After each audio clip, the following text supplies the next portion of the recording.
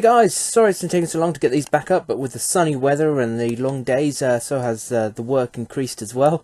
So I've just about got some time now, and I'll try and get the two of these recorded at the same time, and hopefully both put up. Just on another note, 2nd of September, the Dice and Dagger Game Club near Bude in Cornwall is running a DBA event. If anyone's interested in that, it's 15mm basing. It's going to be played on a 2-foot board. It's DBA 3.0. Any list from book 1, 2, 3 or 4 can be used. If you want more information on that, either contact me via this YouTube, or have a look for the Dice and Dagger Gaming Club and try and find its Facebook page. Alright, okay, so we'll have a look at the armies now. So for the teams in this one, it's me and the Anglo-Danes, that's the Welsh and the Anglo-Danes, versus the Irish and the Anglo-Saxons. We had a quick discussion on what which warband wanted, and we decided to go for the big Hearthguard one for my Anglo-Dan ally. So he's got 8 Hearthguard and 2 lots of 8 warriors. My Welsh is the same as before, 10, 11 warriors. The Irish, they have 4 Hearthguard, 2 champions that are mounted, and 8 Irish Wolfhounds. And then the Anglo-Saxons got 2 units of 12 warriors and the 2 units of 6 Levy with slings, and his warlord is also mounted and with a banner. So after the first game, the first doubles game, I think they all ended up pretty much as draws. Everyone was playing pretty safe during those games, unsure how they would work out. So for this game, we kind of decided, right, we're going to work on one player, try and wipe them out, and then work on the other player, which seems to be the best tactic for this. Once it's 2-on-1, it's pretty much foregone conclusion, really. So my idea is my Welsh is going to go up and take the smaller Irish warband on. With the smaller numbers, my javelin should be able to count some serious damage. While the big Hearthguard unit from the Anglo-Danes on my left there, we're down the bottom of the edge of the table, they're going to try and just ruffle stomp a unit of 12 warriors. The idea being, if we can get rid of his 12-man unit of warriors, the Anglo-Saxon battle board is suddenly not so effective, especially if he's only remaining is 2 Levy with slings. But that was our plan. We'll see how it goes though. So looking at the warbands, on the enemy's left-hand flank we have the Irish, so we've got the Irish Wolfhounds, we have the 2 mounted champions. The guy with the sword is in the middle of the 3 mounted guys. He's the warlord, and then we have the 2 Hearthguard at the front, and they're armed with javelins, being Irish, I believe. Then on the Anglo-Saxon corner, we have the unit of 2 units of 12 warriors, both at the front, one on the hill there. His warlord is in the middle, and the 2 6-man unit of Levy slingers in behind. Yeah, as you can see, my guys are all blobbed up and just ready to go in and hurl some javelins.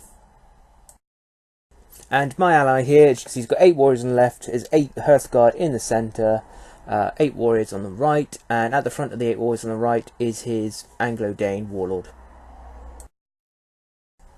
So I went first, no, the Irish went first and moved up, as you can see there. Then I went up, I moved up here, and I believe I was shot by, I think it was the Irish, I think it's the javelins from the woodlands. I think that could be an activation reaction, and managed to kill off one of my chaps.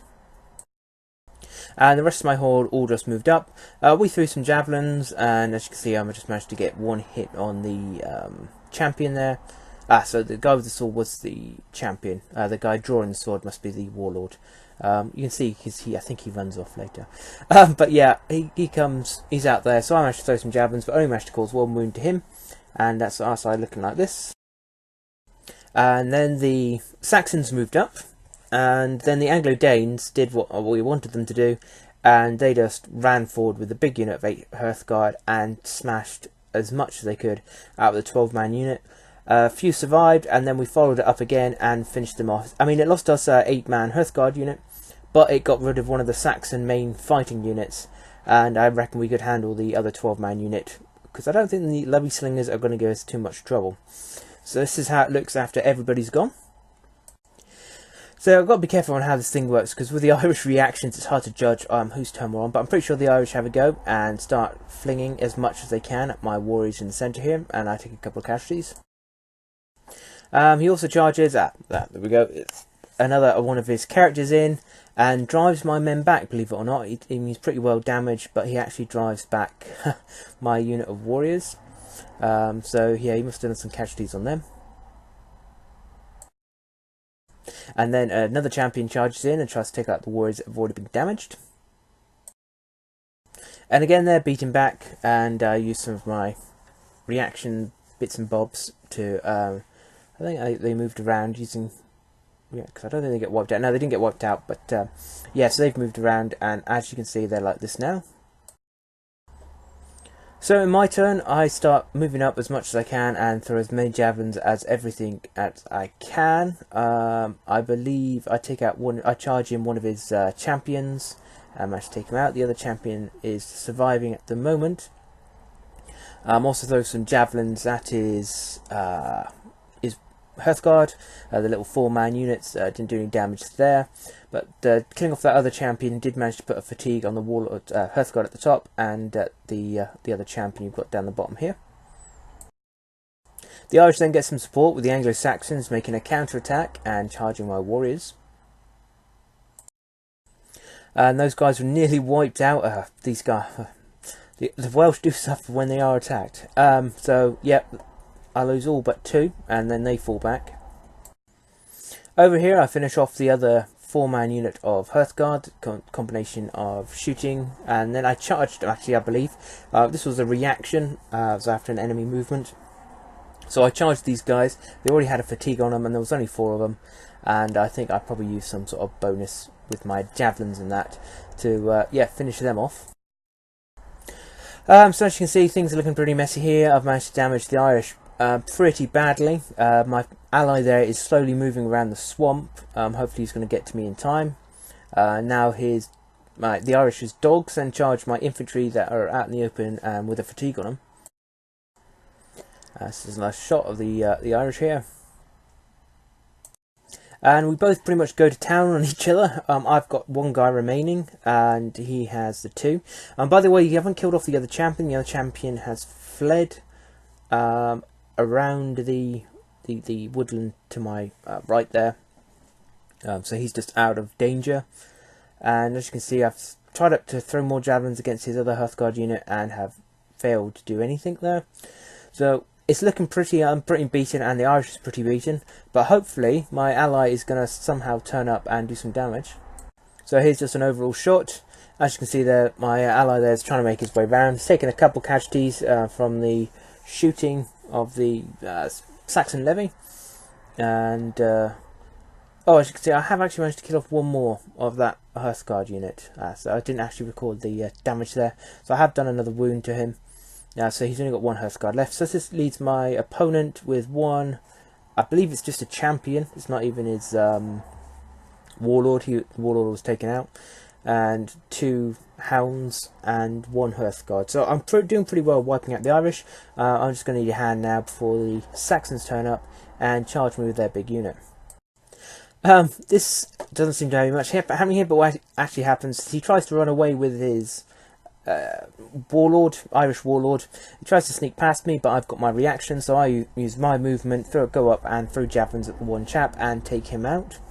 And that reduces the Irish player to have no SAGA dice, so on his next turn he's effectively out. So things are looking like this. So the Saxons try and charge me. I do my evade shenanigans to stay out of any chance of getting into a fight, and hopefully the Anglo-Danes, who are slowly making their way around the corner, will be able to take them on. 1 unit of Anglo-Danes decides a quick dash over and smash up some Saxon levy, which they do, and takes out 3 of them. So now the Saxons are getting reduced on their SAGA dice as well. They'll be down to 3, I believe. And then the Anglo-Danes going against the Anglo-Saxons. And I apologise if you can hear any loud noises in the background as I'm recording. It's a very sunny day. It's the weekend and my windows are open. And in North Cornwall, that means everyone with a loud, overly noisy bike decides to use the road next to our house and just goes up and down it. So yeah, apologise if that comes across. So yeah, my Anglo-Dane ally goes in. So my ally goes in, he doesn't manage to take him out, and And in fact, I think he gets pushed back himself thanks to defense abilities. But this was the last push of the turn. And this is how the game ended. So we completely wiped out the Irish player. We did pretty good smashing on the Anglo-Saxon player. And it turned out to be a win for the Welsh and Anglo-Danes. It was a pretty close game, actually. We started taking quite a few casualties towards the end there. But the fact that we managed to remove the Irish and then smash up the big unit of Anglo-Saxon foot really helped in this game. So that's it for now, and we'll get on to the next game and the final game.